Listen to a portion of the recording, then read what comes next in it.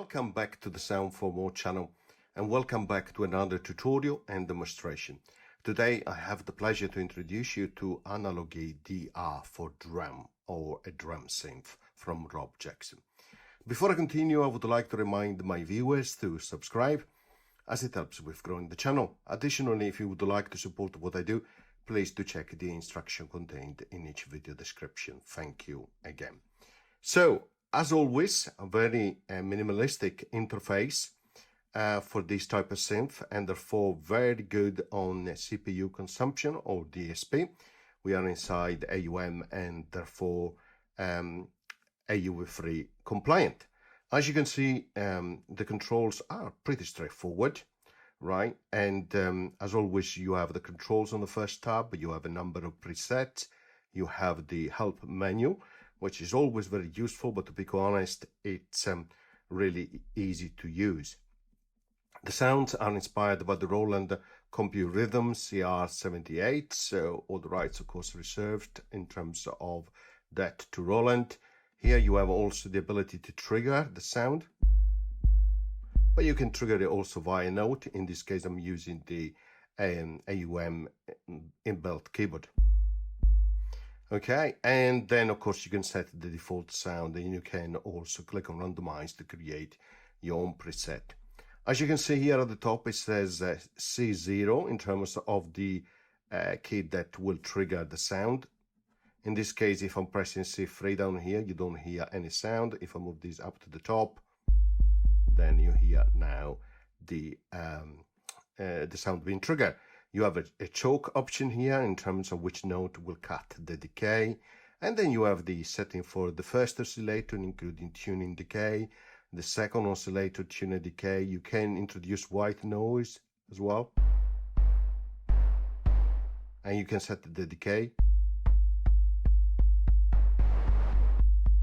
You can also introduce pink noise as well. And of course, set the corresponding decay there as well. Scrolling down, you have access to a filter, and of course you can select low pass filter, band pass filter, high pass filter, and therefore change your cutoff and resonance settings.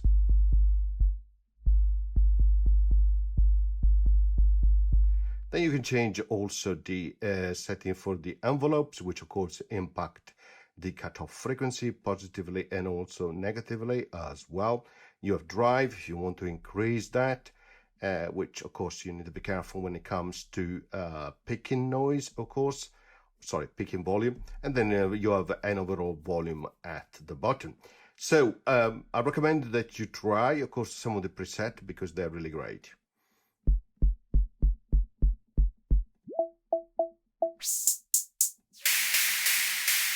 And so on and so forth. So let's try, let's use it. So first of all, again, the CPU consumption is excellent, which I really love. So next, let's create a MIDI channel inside AUM, and let's use this time LK. Why not? It's a long time I don't use LK. It's a fantastic product. I really, really love it. We should do probably more tutorials, and as always, I remember users to use it from Imaginando is really good. Okay. So let's link it to the drum synth. So we click here and we select the first output here. Okay. Okay, we go back to LK. So we have one scene, one clip there. So we move this up. So we go inside the details of the piano rolls, and then we can start to put, we scroll down here. And there you go. We have C2 that can trigger that kick, and we start with something simple like that. Why not? And of course we can click play, but as you know, you have to enable the clip, which you can do it from here, from the scene. And of course you can stop as you prefer. So that's nice and simple, right? So let's add something else. So let's duplicate these channel here. So we have another instance of ANALOGyDR. Let's connect it to a different output, like so, to LK.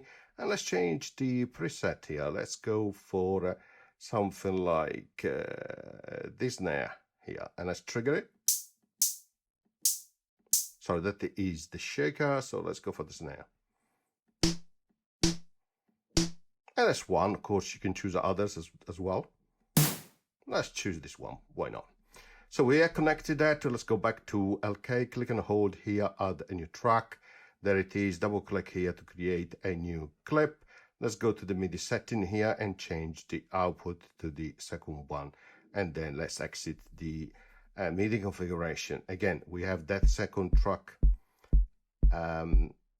selected. Okay, so go up to show again the piano roll. Okay, go below to have the trigger here. Okay, and let's put something like that. And then, of course, we can now trigger the scene.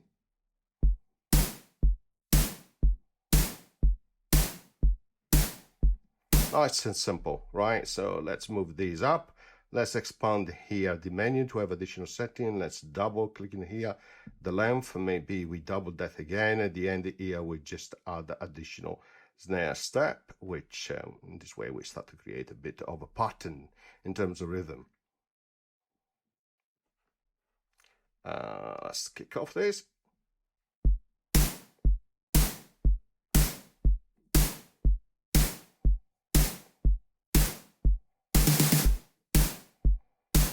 Okay, that's great. So let's continue on that and duplicate again this, and we have another instance of ANALOGyDR. Let's connect it to the next output from LK. Go back to LK and create a new track. Click and hold, add a new track there as well. Create the clip there, set the new output like so. Okay, so then let's create a bit of a rhythm here, right? Now let's change the preset here. Let's go to preset and let's choose the shaker. And let's trigger it. Okay, that's perfect. Back to LK. Let's create a bit of a pattern, something simple, right? Okay, there we are. Okay, perfect. And then let's click play.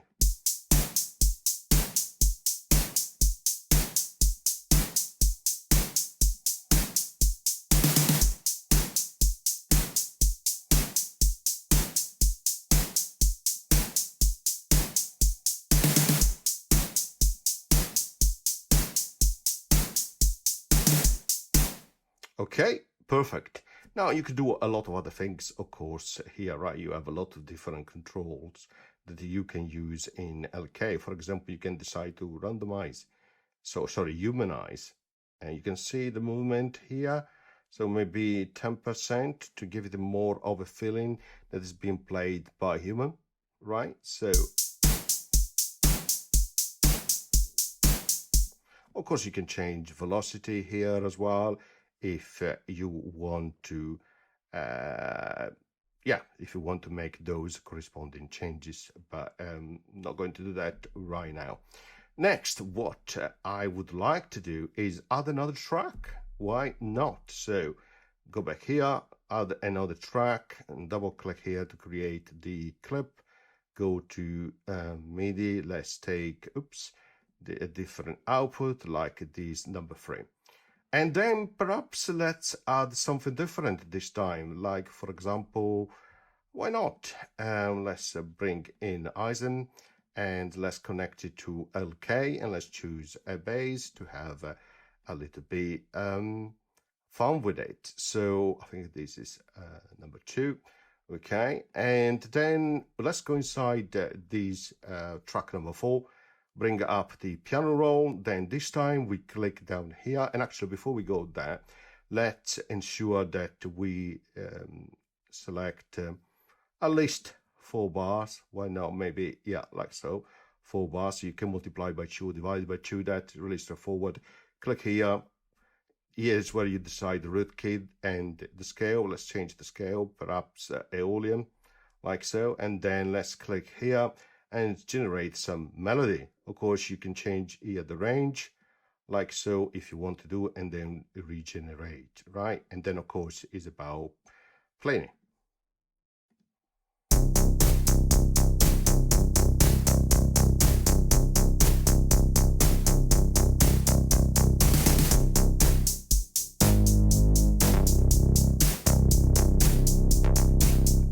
course, I had the wrong output selected on ISM. That is why I changed it, okay?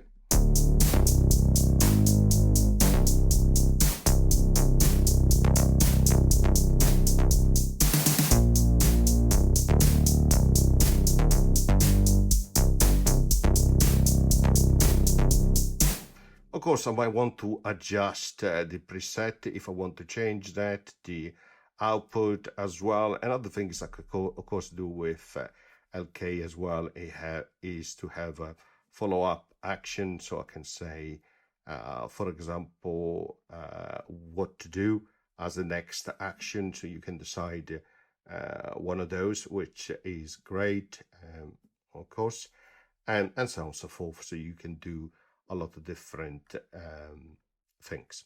Okay, so so that's an example how you can use ANALOGyDR in your composition, in this case with LK, which I think is really good, and of course ISM as well.